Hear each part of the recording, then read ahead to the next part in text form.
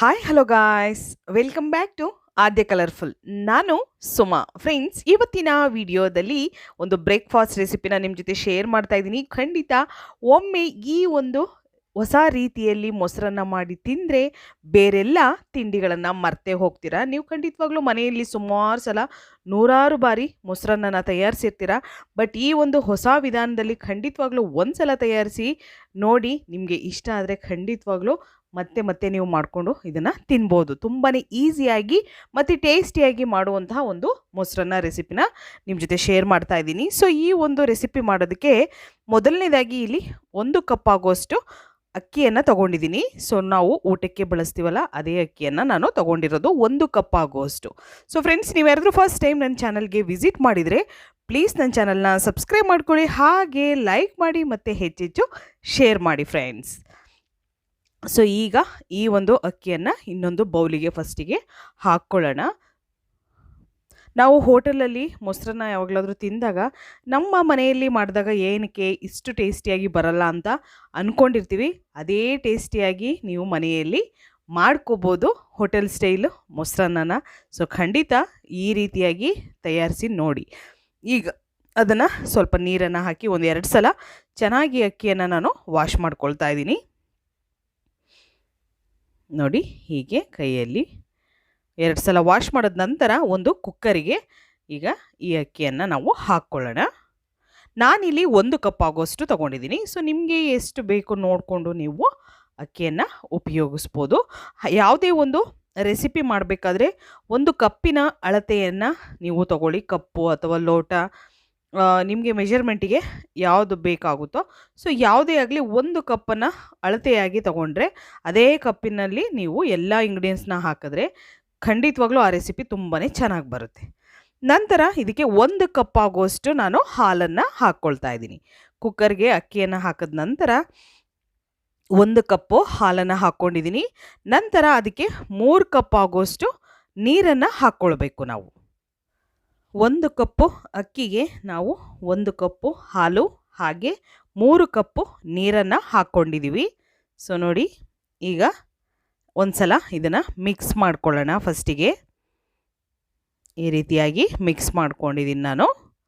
Mix ಮಾಡಿದ ನಂತರ ಇದರ ಮೇಲೆ ಒಂದು ಮುಚ್ಚಳವನ್ನು ಮುಚ್ಚಿ ನಾವು ಸ್ಟವ್ ಮೇಲೆ ಇಡೋಣ. ನೋಡಿ, ಲಿಡ್ ಕ್ಲೋಸ್ ಮಾಡ್ಕೊಳ್ತಾ ಇದ್ದೀನಿ ನಾನು. ಈಗ ಸ್ಟವ್ ಮೇಲಿಟ್ಟು ನಾನು ಸ್ಟವ್ನ ಆನ್ ಮಾಡಿದ್ದೀನಿ. ಹಾಗೆ ಈಗ 3 ವಿಷಲ್ಸ್ನ ಮಾಡ್ಕೋಬೇಕಾಗುತ್ತೆ. ಅನ್ನ ಚೆನ್ನಾಗಿ ಬೇಯಬೇಕು, ಮೊಸರನ್ನಕ್ಕೆ ತುಂಬಾ ಚೆನ್ನಾಗಿರುತ್ತೆ. ಸೊ ಈಗ ಒಂದು ಪ್ಯಾನ್ ತೊಗೊಂಡಿದ್ದೀನಿ. ಇದಕ್ಕೆ 1 ಅಥವಾ 2 ಸ್ಪೂನ್ ಆಗುವಷ್ಟು ಆಯಿಲ್ನ ಹಾಕ್ಕೊಳ್ಳೋಣ. ಜಾಸ್ತಿ ಎಣ್ಣೆ ಉಪಯೋಗಿಸೋದು ಬೇಡ. 1 ಸ್ಪೂನು ಅಥವಾ 2 ಸ್ಪೂನು ಎಣ್ಣೆ ಇದ್ದರೆ ಸಾಕಾಗುತ್ತೆ ಈ ಒಂದು ರೆಸಿಪಿ ಮಾಡೋದಕ್ಕೆ. ನಂತರ ಸಾಸಿವೆ ಹಾಕ್ಕೊಂಡಿದ್ದೀನಿ. ಸಾಸಿವೆ ಸಿಡಿಲೆ ಇದು ಸ್ವಲ್ಪ. ನಂತರ ನಾನು ಕಡಲೆಬೇಳೆನ ಹಾಕ್ಕೊಳ್ತೀನಿ. ನೋಡಿ, ಕಡಲೆಬೇಳೆ ಹಾಕ್ಕೊಳ್ಳೋಣ. ಸ್ವಲ್ಪ ಫ್ರೈ ಮಾಡ್ಕೊಳ್ಳೋಣ. 1 ಟೇಬಲ್ ಸ್ಪೂನ್ ಆಗುವಷ್ಟು ಕಡಲೆಬೇಳೆನ ಹಾಕ್ಕೊಂಡಿದ್ದೀನಿ ನಾನು. ತುಂಬಾ ಈಸಿಯಾಗಿ ಟೇಸ್ಟಿಯಾಗಿ ಮನೆಯಲ್ಲಿ ನೀವು ಹೋಟೆಲ್ ಸ್ಟೈಲ್ ಒಂದು ಮೊಸರನ್ನ ಖಂಡಿತವಾಗ್ಲೂ ತಯಾರಿಸ್ಬೋದು. ಈಗ ಗೋಡಂಬಿ ಕೂಡ ಹಾಕ್ಕೊಂಡಿದ್ದೀನಿ. ಸೊ ಗೋಡಂಬಿ ಕೂಡ ಫ್ರೈ ಮಾಡ್ಕೊಳ್ಳೋಣ.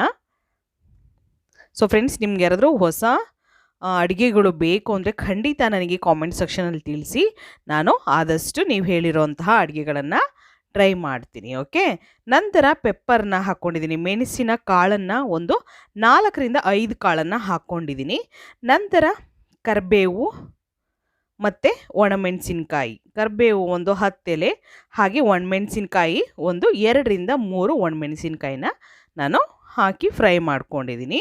ನಂತರ ಇವಾಗ ಇಲ್ಲಿ ಕುಕ್ಕರು 3 ವಿಷಲ್ ಆಗಿತ್ತು. ಸೊ ನೋಡ್ಬೋದು ನೀವು, ಅನ್ನ ಚೆನ್ನಾಗಿ ಆಗಿದೆ. ಈ ರೀತಿಯಾಗಿ ಮಿಕ್ಸ್ ಮಾಡಿಕೊಂಡು ನಾನು ಒಂದು ಬೌಲಿಗೆ ಹಾಕ್ಕೊಂಡಿದ್ದೀನಿ.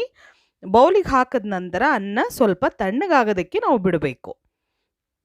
ಬಿಸಿ ಇದ್ದಾಗಲೇ ನಾವು ಏನನ್ನು ಇದಕ್ಕೆ ಹಾಕಬಾರ್ದು. ಸೊ ತಣ್ಣಗಾಗಲಿ ಅಂತ ನಾನು ಇದನ್ನು ಒಂದು ಬೌಲಿಗೆ ಹಾಕಿದ್ದೀನಿ.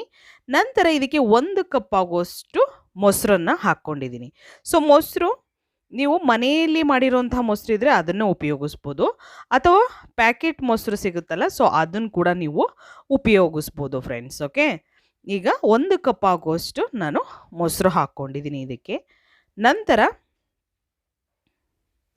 1 ಕಪ್ ಆಗುವಷ್ಟು ಹಾಲನ್ನು ಹಾಕ್ಕೊಳ್ಳೋಣ.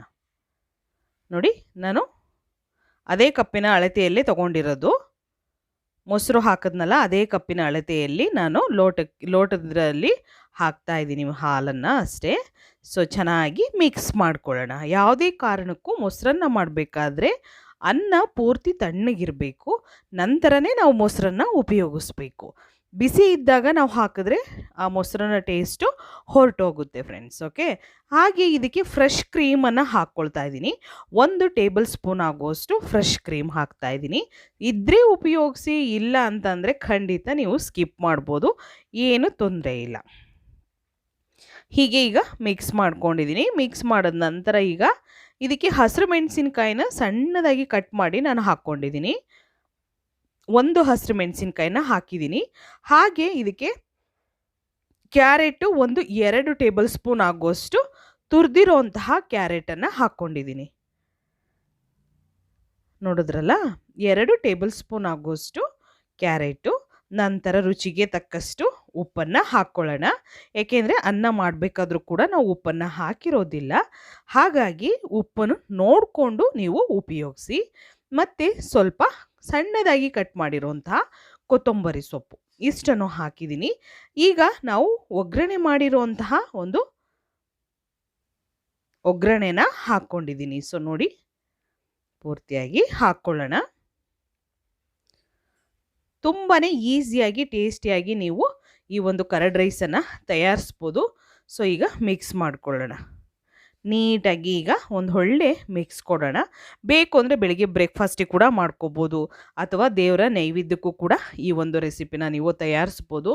ತುಂಬಾ ಟೇಸ್ಟಿಯಾಗಿ ಈಸಿಯಾಗಿ ಮಾಡುವಂತಹ ಒಂದು ಮೊಸರನ್ನ ಇದು.